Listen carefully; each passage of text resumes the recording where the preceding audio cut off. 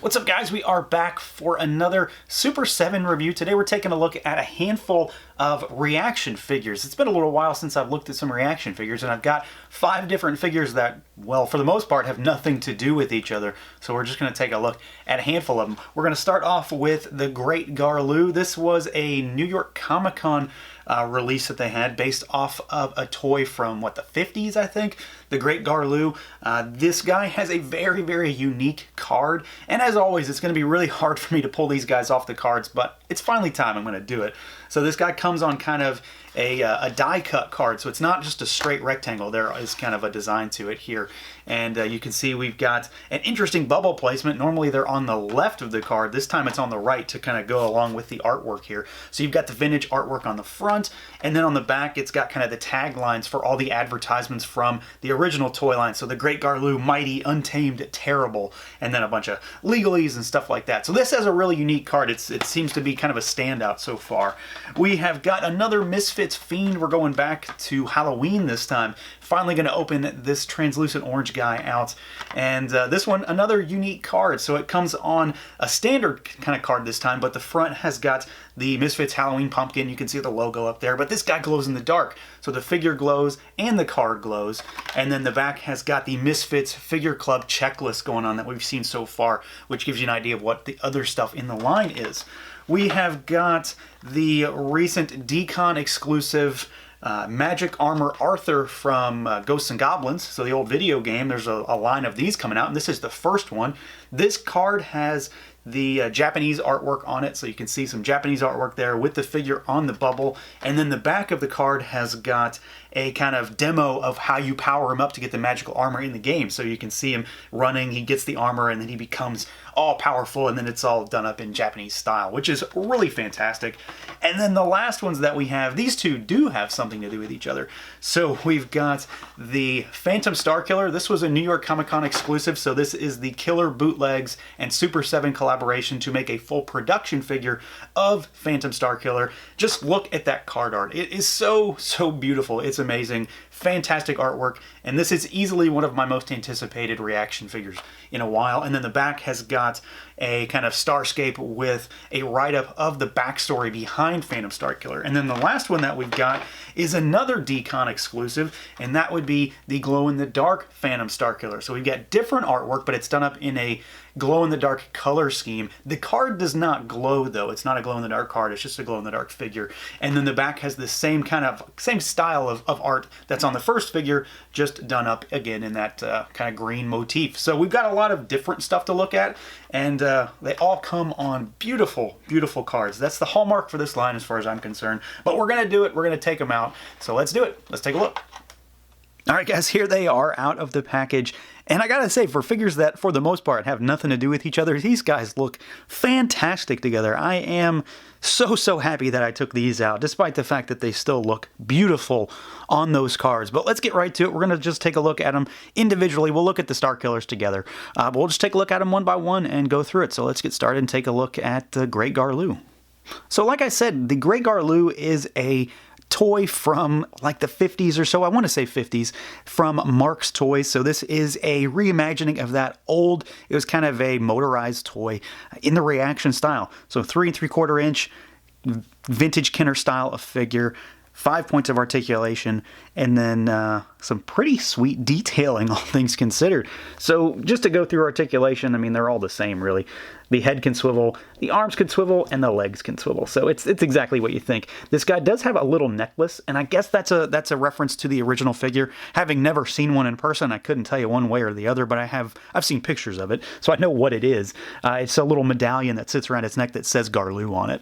But this thing is nice. It's got some really nice detail on it. That head sculpt is really funky, really wild. You know, he looks very much like he's some sort of angry, you know, golem type of creature. He's got a bunch of scales sculpted all over his body, so on the shoulders, on the forearms, on the chest, and down on his shins. He does have some monstrous feet with these big orange sandals, and then of course he's got these crazy wild kind of caveman-esque swim trunks that he's got here that are tied on with a little rope belt.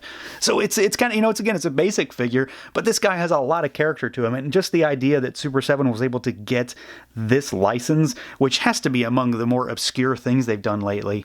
I think it's just a testament to the fact that they really do like doing kind of weird stuff with this line, and I think ReAction is the best way to have done this.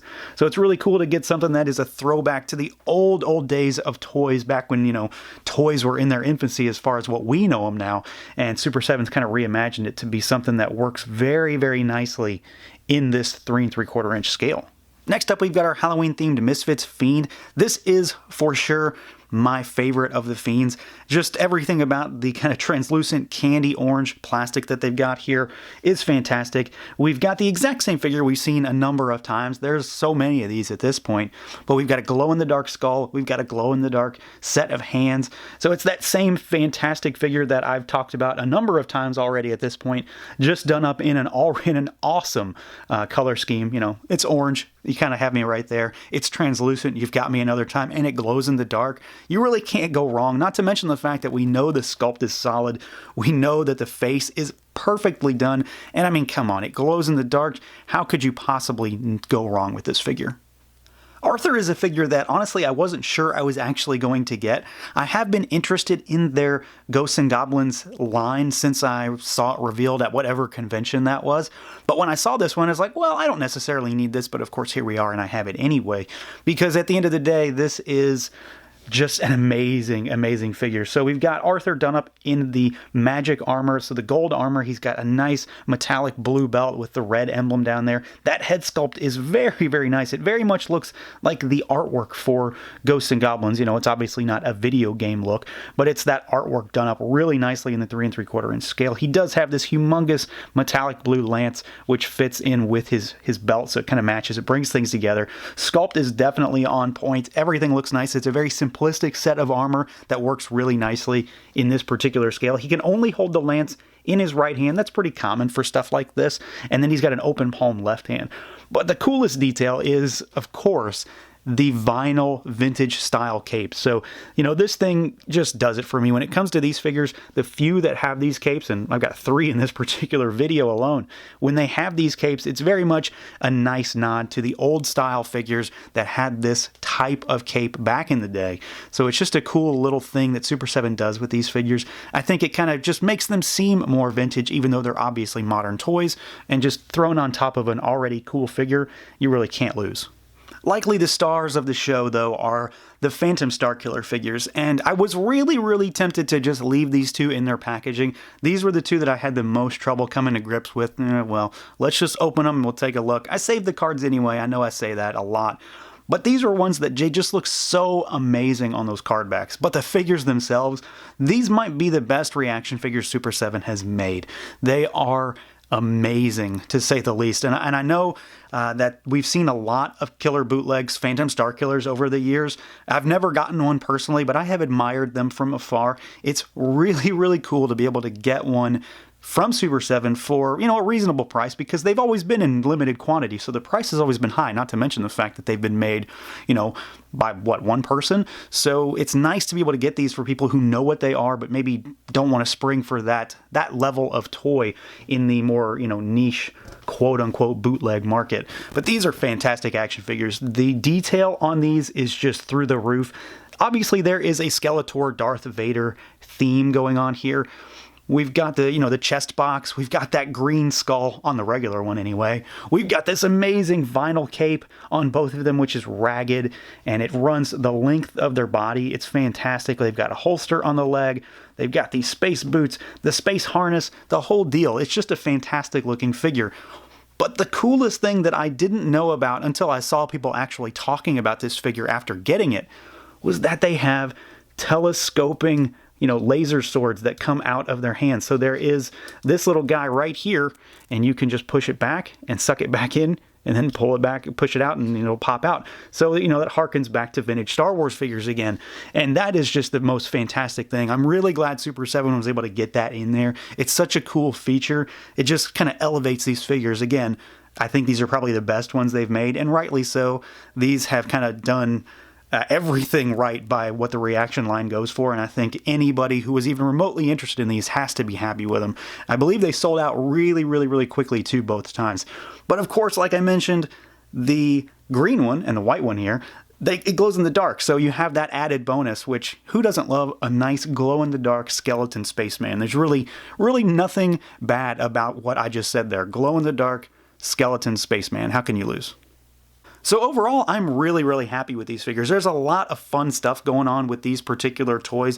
I've long been a fan of the ReAction line. I know a lot of people say that these are overpriced and Super 7 charges way too much for these in comparison to a $20 6-inch figure that you can go find at the store.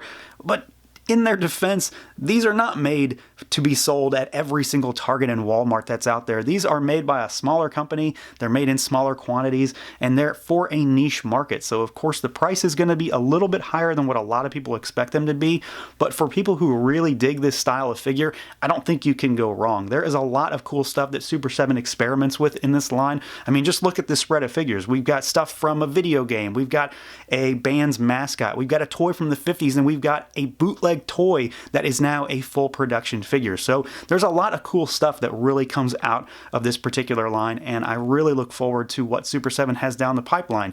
But for now, these are an amazing assortment, and I would urge anybody who's even remotely interested to try to grab some. So that's going to do it for this look at the Super 7 ReAction line. Let me know what you guys think. Feel free to like, comment, subscribe, and share, and until next time.